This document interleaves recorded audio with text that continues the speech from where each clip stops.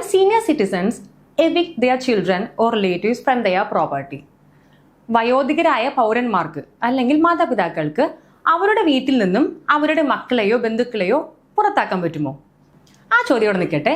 Before that, senior സിറ്റിസൺസിന്റെ പ്രൊട്ടക്ഷന് വേണ്ടി 2007 ഒരു നിയമം നിലവിൽ വന്നു. അതാണ് the maintenance and welfare of parents and senior citizens act. എന്താണ് നിയമം?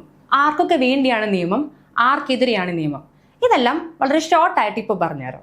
പേരുപോലെ തന്നെ മാതാപിതാക്കളുടെയും പ്രായമായ പൗരന്മാരുടെയും മെയിൻ്റനൻസ്, വെൽഫെയർ, പ്രൊട്ടക്ഷൻ എന്നിവയാണ് ഈ നിയമത്തിന്റെ ലക്ഷ്യങ്ങൾ.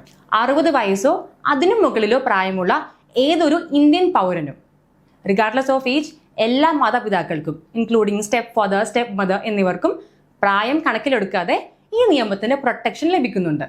ഏതൊരു ഹ്യൂമന്റെയും ബേസിക് നീഡ്സ് ആയ food, cloth, shelter, medical care എന്നിവ മാതാപിതാക്കൾക്ക് കൊടുക്കുന്നതിന് മക്കളില്ലാത്ത സീനിയർ സിറ്റിസൺസിന് അവരുടെ ലീഗൽ ഹെയേഴ്സ് അല്ലെങ്കിൽ അനന്തരാവകാശികളും ബാധ്യസ്ഥരാണെന്ന് ഈ നിയമം പറയുന്നു. സോ ഇത് ലഭിക്കാതെ വന്നാൽ ഈ ആക്ട് പ്രകാരം പ്രത്യേകമായി എസ്റ്റാബ്ലിഷ് ചെയ്തിരിക്കുന്ന മെയിൻ്റനൻസ് ട്രൈബ്യൂണൽസിനെ സമീപിച്ച് അവർക്കെതിരെ മെയിൻ്റനൻസ് ക്ലെയിം ചെയ്യാവുന്നതാണ്. ഇനി ട്രൈബ്യൂണൽ ഓർഡേഴ്സിനെതിരെ ആവശ്യമെങ്കിൽ അപ്പീൽ നൽകാം. അതിനായി ഓരോ ജില്ലയിലും അപ്പലേറ്റ് ട്രൈബ്യൂണൽസും ഉണ്ടാവും. ട്രൈബ്യൂണലിന്റെ ഓർഡർ ലംഘിക്കുന്നവർക്ക് ഇംപ്രിസൺമെന്റോ ഫൈനോ അല്ലെങ്കിൽ രണ്ടും ലഭിക്കുന്നതാണ്.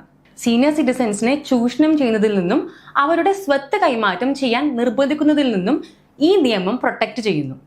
അതുപോലെ ഇഫ് ഒരു സീനിയർ സിറ്റിസൺ അദ്ദേഹത്തിന് ബേസിക് കമ്മ്യൂണിറ്റീസ് പ്രൊവൈഡ് ചെയ്യണമെന്ന കണ്ടീഷനിൽ തന്റെ പ്രോപ്പർട്ടി മക്കൾക്കോ ലീഗൽ ഹെയേഴ്സിനോ ട്രാൻസ്ഫർ ചെയ്യുകയും എന്നാൽ പിന്നീട് ആ വ്യക്തിയെ സംരക്ഷിക്കാതിരിക്കുകയും ചെയ്താൽ ആ ട്രാൻസ്ഫർ ട്രൈബ്യൂണലിന് ക്യാൻസൽ ചെയ്യുകയും അങ്ങനെ ആ പ്രോപ്പർട്ടി തിരിച്ച് സീനിയർ സിറ്റിസണിന് ലഭിക്കുകയും ചെയ്യും.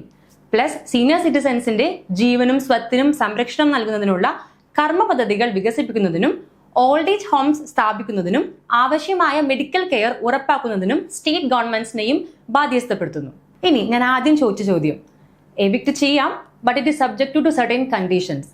മക്കളെയോ ബന്ധുക്കളെയോ വീട്ടിൽ നിന്ന് പുറത്താക്കാനുള്ള അവകാശം ഈ നിയമത്തിൽ വ്യക്തമായി പറയുന്നില്ലെങ്കിലും ചില സാഹചര്യങ്ങളിൽ അത്തരം എവിക്ഷൻ ഓർഡേഴ്സ് അനുവദിക്കാമെന്നും എന്നാൽ അത് എല്ലാ കേസുകളിലും അത്യാവശ്യമോ നിർബന്ധമോ അല്ല എന്നും റീസെന്റ്ലി സുപ്രീം കോടതി വ്യക്തമാക്കിയിട്ടുണ്ട്.